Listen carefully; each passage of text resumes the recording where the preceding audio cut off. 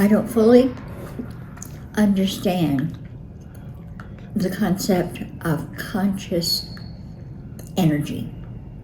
Could you talk about that? My feeling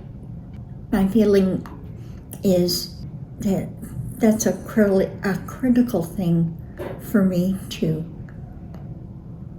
understand better. I know you described God as being a conscious energy. See,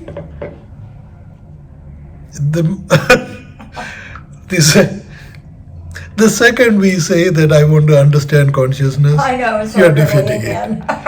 Yeah. You know, it's really is.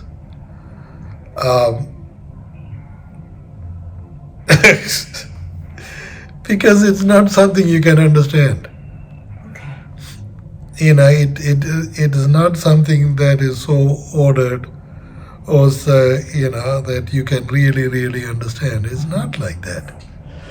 You know, I mean, I can describe you in so many different ways, you know, but you are expecting an order, you're not going to get it. Okay? You know, it really is a state where there is no order. You know, it's a state there is only emotions. That's all. You know, it's a state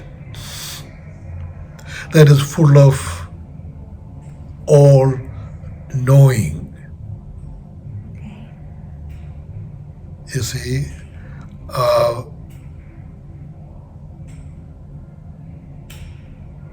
when I say all knowing, what does it mean? It's a state, you know, of wisdom. Now, since it is a state of wisdom, what you witness is very real. Very real. Since it is so emotional, yeah, what you witness is again, it's very real, but very irrational.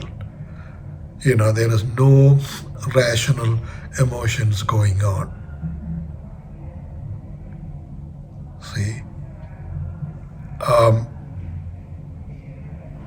You know, you are not going to be in that state and you say, that is love.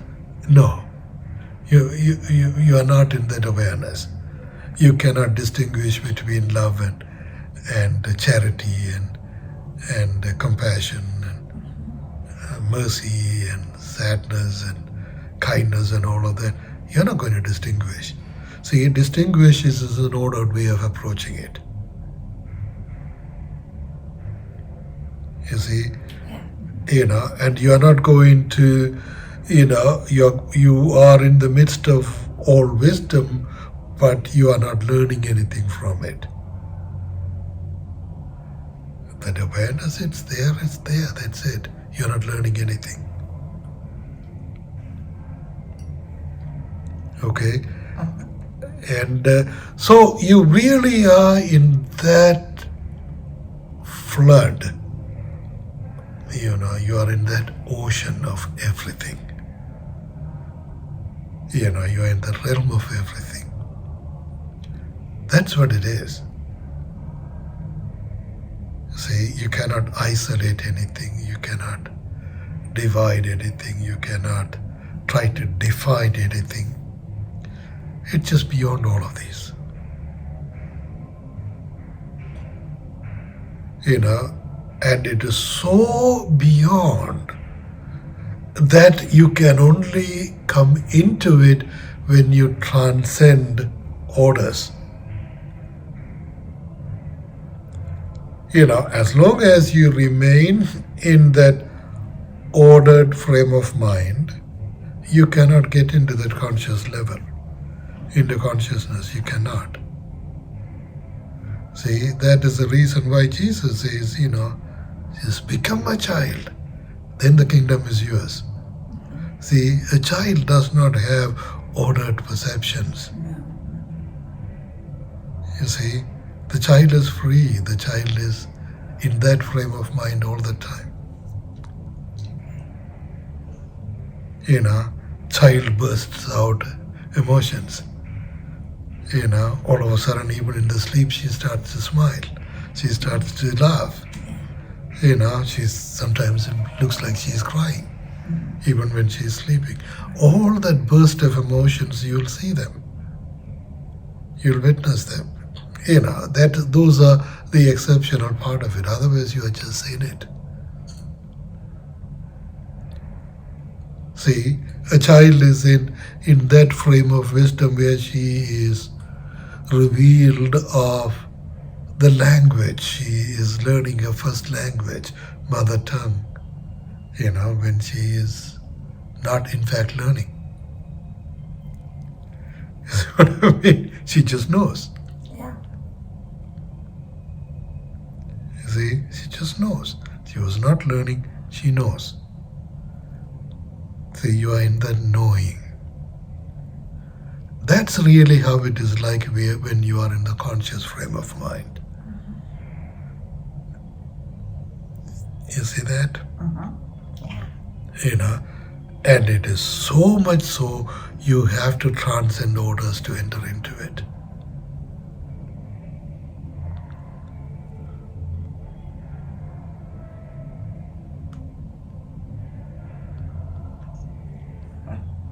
I take it it's not something you get trained to do. This is so. You actually have to transcend training. Yeah, that's what I was thinking. And it takes a lot of prayers to do that. A lot of prayers, lots of grace. And it happens at a time when God decides you are ready. Okay. Or when your guru decides that you are ready, then the guru starts to pray to God. See, for instance, when you are making progress and when I see that happening, without me even telling you anything, I would pray to God to give you that grace. You see? Because, to someone who is a true spiritual guide, a mystic, that grace is given already to them. Yeah. So I can see that you are, you have reached that stage. So you don't know, I'm not going to tell you that, you have reached that stage. No, I'm not. You're still struggling to transcend and you're praying, you're relentlessly praying. That's all you're doing. But as I observe you, I would know that you have reached that stage. Then I would also intercede for you. And then God will give you that grace. Then you will enter into it. See, mystics are given that special grace, to see that you are reaching that stage. Yeah. See, that's the only difference. So it's easy. It really, really is easy when you develop the childlike attitude. When you develop Mary's attitude.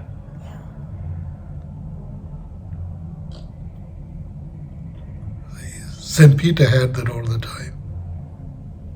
But he never realized the love of Jesus until the last time Jesus met Peter.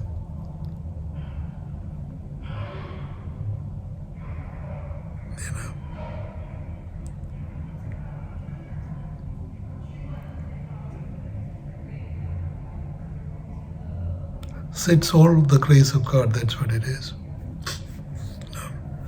Whereas St. John had witnessed and experienced the love of Jesus very early on.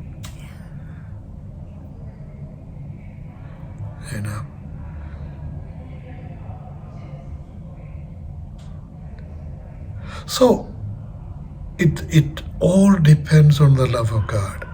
So, me as your spiritual guide or, spiritual master,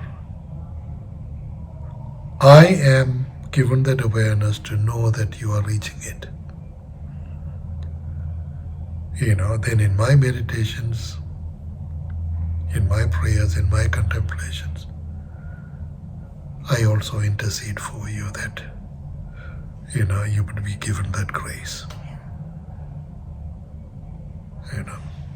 And whenever I feel like giving you that grace, then God will act through me.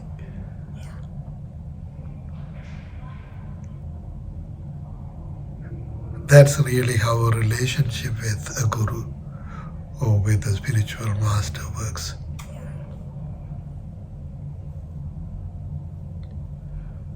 See,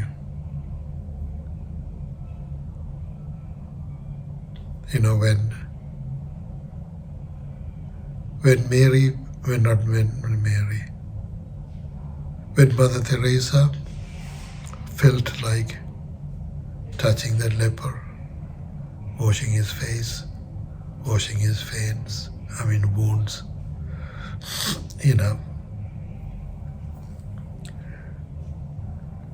and cleaning a leper who is oozing of pus and stench and all of that. It was Jesus doing it. And Mother Teresa was being a conduit of it. When Mother Teresa desires to do that, Jesus desires the same thing. So, in fact, in that incident, it's not Mother Teresa doing it, Jesus is doing it, but Mother Teresa is being used as a conduit. So, in a true spiritual master, who is inspired to give you that initiation, it is not the master is doing it, Jesus is doing it. So that's the difference. Yeah. Then you'll be in it. Okay. Okay? Uh-huh. Does it make sense?